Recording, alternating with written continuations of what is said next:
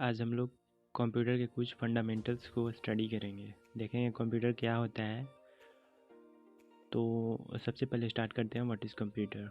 Computer is an electronic device that is design to work with information. Computer takes information in process it then gives us output. कंप्यूटर एक वैसा machine है जो हमारे information पे work करता है। तो computer is an calculating device. इसे हम ये भी कह सकते हैं कि कंप्यूटर एक कैलकुलेटिंग डिवाइस है।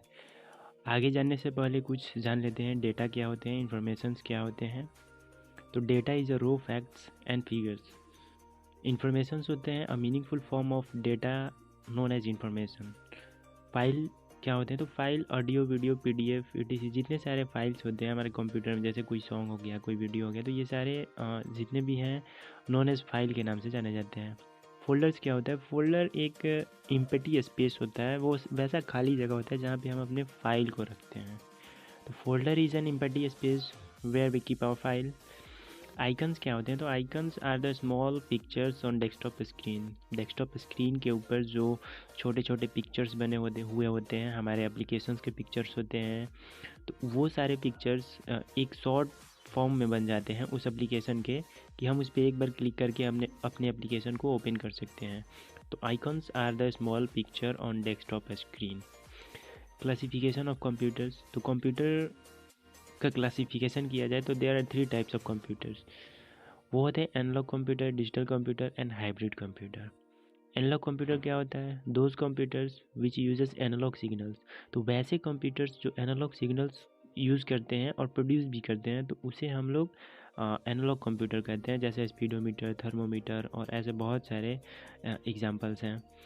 डिजिटल कंप्यूटर होते हैं वो computer which uses digital signals, जो डिजिटल सिग्नल्स यूज़ करते हैं उसे डिजिटल कंप्यूटर कहते हैं। डेस्कटॉप लैपटॉप जो हम लोग यूज़ करते हैं। हाइब्रिड कंप्यूटर्स वैसे कंप्यूटर्स होते हैं जो डिजिटल सिग्नल्स और एनालॉग सिग्नल्स दोनों प्रकार के सिग्नल्स को यूज़ करते हैं। जैसे एटीएम मशीन, अगर हम उसमें एटीएम पिन जो कार्ड डालते हैं एनालॉग के ज़रिए, और वो डिजिटल सिग्नल्स के ज़रिए हमें आउटपुट प्रोवाइड कराता है। तो ये 3 प्रकार के कंप्यूटर हो गए, analogue computer, digital computer and hybrid computer. अब देखते हैं जनरेशन ऑफ कंप्यूटर्स की, किस तरह से कंप्यूटर के जनरेशन्स हैं और उनका पीरियड क्या क्या रहा है। तो सबसे पहले देखते हैं फर्स्ट जनरेशन। तो फर्स्ट जनरेशन तो जो था कंप्यूटर का, वो था 1940 टू 1950। इसमें वैक्यूम ट्यूब का यूज़ किया गया था। इसका अभी डिटेल में थोड़ा देखेंगे इसमें और क्या क्या होते थे। तो सेकेंड जनरेशन के जो कंप्यूटर्स होते थे वो 1950 टू 1960 तक था, और इसमें ट्रांजिस्टर यूज़ होता था। थर्ड जनरेशन कंप्यूटर 1960 टू 1970 तक था। इंटीग्रेटेड सर्किट इसमें यूज़ हुआ करता था। और जो फोर्थ जनरेशन कंप्यूटर है वो 1970 टू प्रेजेंट अभी तक के कंप्यूटर्स जितने सारे हैं वो सारे फोर्थ जनरेशन कंप्यूटर हैं। माइक्रो प्रोसेसर यूज़ हुआ करते हैं इसमें। फिफ्थ जनरेशन कंप्यूटर में आज के युग में जो ऐसे कंप्यूटर्स आ जाएंगे जो आर्टिफिशियल इंटेलिजेंस बेस्ड होते हैं। जैसे वॉइस रिकॉग्नाइजेशन कर सकते हैं, कि अगर हम बोलें तो वो कुछ कर ले, तो कंप्यूटर में थिंकिंग की कैपेसिटी आ जाएगी, वो खुद से सोच सकता है, कुछ वर्क कर सकता है। तो ये फिफ्थ जनरेशन के कंप्यूटर्स में आते हैं। तो अब देखते हैं कि फर्स्ट जनरेशन के जितने कंप्यूटर्स हैं उनमें क्या क्या यूज़ होते थे, कैसे वर्क करता था कंप्यूटर, साइज़ क्या होता था उसका, पावर कंजप्शन कैसा होता था। तो जो मेन इलेक्ट्रॉनिक कंपोनेंट है फर्स्ट जनरेशन के कंप्यूटर में, वो वैक्यूम ट्यूब यूज़ हुआ करते थे। मेन मेमोरी इसमें magnetic drums and magnetic tapes हुआ करते थे। प्रोग्रामिंग लैंग्वेज जो थी उस कंप्यूटर की, फर्स्ट जनरेशन कंप्यूटर की, जो 1940 से 1950 तक जिसका एक जनरेशन रहा हुआ था, तो उसमें programming language machine language use हुआ करते थे। और उसका पावर कंजप्शन जो था वो बहुत ही ज़्यादा होता था। जैसे इलेक्ट्रिसिटी बहुत ही ज़्यादा कंज्यूम करती थी, और अ लॉट ऑफ हीट। वो जो कंप्यूटर्स होते थे वो बहुत ज़्यादा हीट पैदा करते थे, मीन्स गर्म बहुत ज़्यादा होते थे। स्पीड एंड साइज़, तो very slow and very large in size, बहुत ही स्लो होते थे और साइज़ में बहुत ही बड़ा होते थे, जिसे एक रूम की ज़रूरत होती थी फर्स्ट जनरेशन के कंप्यूटर को रखने के लिए। इनपुट आउटपुट डिवाइसेस इसमें होते थे punch card and paper tape. इसके कुछ फर्स्ट जनरेशन कंप्यूटर्स के कुछ एग्जांपल जो हैं वो ENISE, UNIVAC, IBM 650, IBM 701 ETG और भी कुछ ऐसे कंप्यूटर्स थे जो फर्स्ट जनरेशन के कंप्यूटर्स थे। देखते हैं सेकेंड जनरेशन के कंप्यूटर्स। तो जो सेकेंड जनरेशन का कंप्यूटर था वो 1950 टू 1960 तक था। अब इसमें मेन इलेक्ट्रॉनिक कंपोनेंट जो थे वो थे ट्रांजिस्टर। तो सेकेंड जनरेशन के कंप्यूटर में ट्रांजिस्टर का यूज़ किया जाता था। Memory magnetic core and magnetic tape disk हुआ करते थे। प्रोग्रामिंग लैंग्वेज इसका असेंबली लैंग्वेज हुआ करता था। Power and size, low power consumption, generated less heat and smaller in size. तो जो सेकेंड जनरेशन के कंप्यूटर हुआ करते थे वो फर्स्ट जनरेशन के कंप्यूटर के मुकाबले थोड़े से छोटे हुआ करते थे और पावर कंजप्शन थोड़ा सा कम हुआ करता था, साइज़ उससे थोड़ा सा और छोटा हुआ करता था। तो as compare to first generation computer ये थोड़े से छोटे होते थे। स्पीड थोड़ा सा उससे ज़्यादा हो गया था क्योंकि इसे इम्प्रूव किया गया था। Improvement of speed in reliability. तो जनरेशन जो होता है उसे कैटेगराइज ही इसलिए किया जाता है कि कंप्यूटर में क्या क्या चेंजेस किए गए हैं और किस तरह से उसको डेवलप्ड किया गया है। तो इस तरह से जनरेशन जो कंप्यूटर का जनरेशन होता है उसे कैटेगराइज किया गया है। इसमें input output devices, punch card and magnetic tapes होते थे। एग्जांपल इस सेकेंड जनरेशन कंप्यूटर के कुछ एग्जांपल्स हैं IBM 1401, IBM 7090 एंड 7094। तो और ये ATC और भी बहुत सारे ऐसे कंप्यूटर सेकेंड जनरेशन के कंप्यूटर्स हैं। थर्ड जनरेशन के कंप्यूटर्स जो होते थे वो जो उनमें मेन इलेक्ट्रॉनिक कंपोनेंट्स हुआ करते थे वो इंटीग्रेटेड सर्किट होता था जिसे हम लोग IC भी बोलते थे। मेमोरी लार्ज मैग्नेटिक कोर हुआ करता था और मैग्नेटिक टेप भी हुआ करता था, डिस्क भी। Programming language, high level language का प्रोग्रामिंग उसमें यूज़ हुआ करता था जैसे Fortran, basic, pascal, COBOL, C, ETC। तो ये सारे लैंग्वेज हाई लेवल लैंग्वेज होते थे और ये थर्ड जनरेशन के कंप्यूटर में यूज़ हुआ करते थे।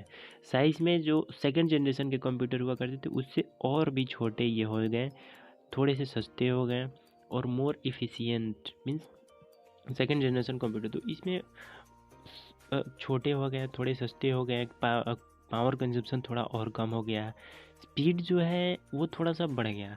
अगर सेकेंड जनरेशन के कंप्यूटर से कंपैरिजन की जाए तो थर्ड जनरेशन के कंप्यूटर में उसका स्पीड थोड़ा सा ज़्यादा हो गया। इनपुट और आउटपुट डिवाइसेस जो थे वो magnetic tape, keyboard, monitor, printer, ETC extra थे। एग्जांपल्स इस कंप्यूटर के, इस जनरेशन के कंप्यूटर के कुछ एग्जांपल्स हैं IBM 360, IBM 370, PDP-11, UNIVSC 1108 ETC। तो एक्सेट्रा ऐसे बहुत सारे और कंप्यूटर्स थे जो थर्ड जनरेशन में यूज़ हुआ करते थे। अब देखते हैं फोर्थ जनरेशन के कंप्यूटर। तो इसमें जो मेन इलेक्ट्रॉनिक कंपोनेंट्स हुआ करते थे वो माइक्रो प्रोसेसर और VLSI हुआ करते थे, वेरी लार्ज स्केल इंटीग्रेशन।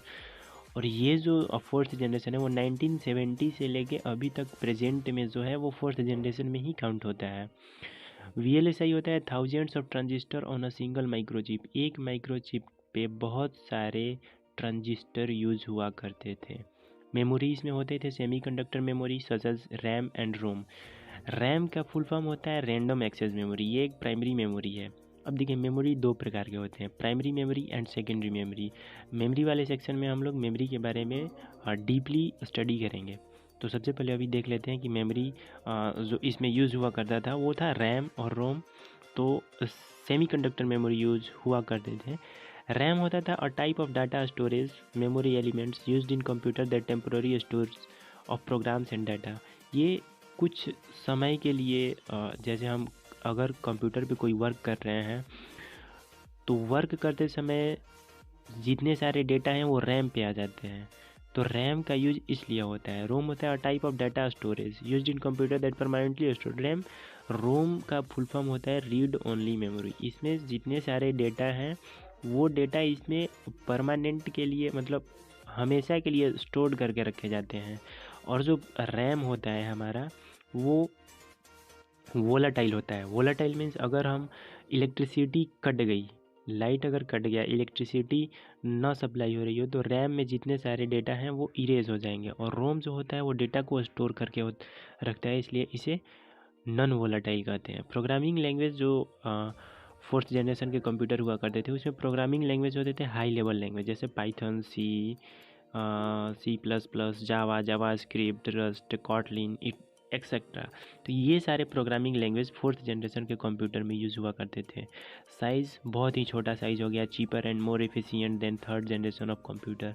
तो पिछले जनरेशन के कंप्यूटर से हर चीज़ में इसमें डेवलपमेंट हुआ गया। स्पीड के मामले में और भी ज़्यादा एक्यूरेसी हो गई और बहुत ही तेज़ी से वर्क करने लगा ये computer.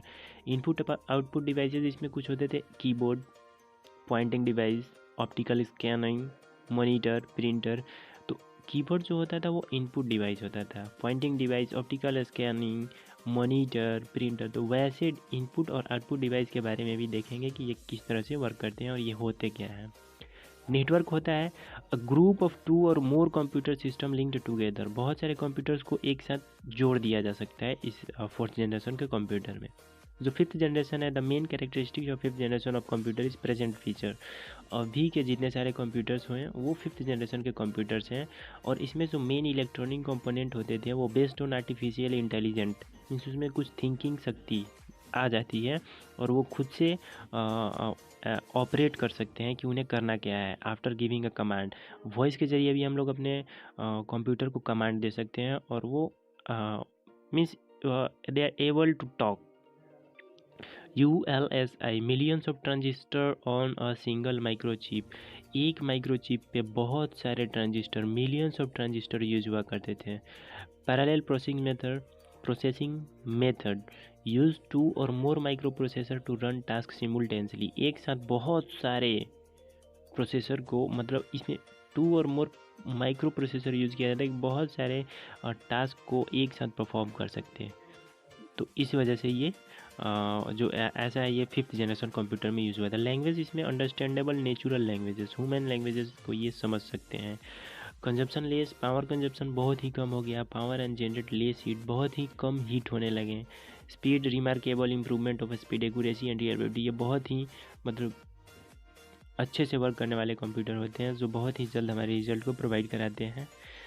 Size portable and small in size and have a huge storage capacity. इसमें कैपेसिटी जो है, स्टोरेज कैपेसिटी बहुत ही ज़्यादा हो गई है फिफ्थ जनरेशन के कंप्यूटर में। Input output device, keyboard, monitor, mouse, track pad और pad, touch screen, pen, speech input, recognise voice, speech, light scanner, printer etcetera. Example desktop, laptop, tablets, smartphones etc। तो ये सारे इसके एग्जाम्पल्स हैं। अब component of computer देखते हैं कि कंप्यूटर के कितने कंपोनेंट्स होते हैं। तो there are two types of component, there are two components of computer. पहला क्या होता है हार्डवेयर, सेकंड सॉफ्टवेयर। हार्डवेयर क्या होता है, those physical component of a computer which can be touch. तो वैसे कंप्यूटर के पार्ट्स जिसे टच किया जा सके, रिपेयर किया जा सकते हैं, उसे हम लोग हार्डवेयर बोलते हैं। इसमें कंप्यूटर के सारे पार्ट्स आ जाते हैं, जैसे keyboard, mouse, monitor, printer, scanner, plotter etcetera. तो ये सारे पार्ट्स कंप्यूटर के हार्डवेयर होते हैं। सॉफ्टवेयर क्या होते हैं, instructions that tell a computer what to do. Software it is a group of instructions. तो कुछ ऐसे इंस्ट्रक्शंस होते हैं जो कंप्यूटर को ये बताता है कि उसे एक्चुअल में व्हाट हैव टू डू, उसे करना क्या है। तो ये बहुत सारे इंस्ट्रक्शंस का एक ग्रुप होता है जो कंप्यूटर को ऑपरेट करने के लिए कंप्यूटर की मदद करता है। There are two types of software, system software और एप्लीकेशन सॉफ्टवेयर। अब सॉफ्टवेयर भी दो प्रकार के होते हैं, एक सिस्टम सॉफ्टवेयर होता है और एक एप्लीकेशन सॉफ्टवेयर होता है। तो सिस्टम सॉफ्टवेयर क्या होते हैं, it controls a computer's initial functioning chiefly through on operating system and also control such as peripherals as monitor, printers and storage devices. ये कंप्यूटर के इंटरनली पार्ट्स को ऑपरेट करता है, जिसे हम लोग सिस्टम सॉफ्टवेयर कहते हैं। एप्लीकेशन सॉफ्टवेयर होता है जैसे database management system, WordPad, MS Excel, Office. तो ये सारे जो एक्स्ट्रा एप्लीकेशंस होते हैं, ये सारे एप्लीकेशन सॉफ्टवेयर्स होते हैं जिसपे यूज़र वर्क करता है। इनपुट डिवाइसेस क्या, input devices accept data and instructions from the user, and output devices return processed data back to the user. The generic term device refers to any piece of hardware. input devices वैसे devices होते हैं जिसके जरिए हम computer में कुछ input provide करते हैं या कंप्यूटर को ऑपरेट कर सकते हैं।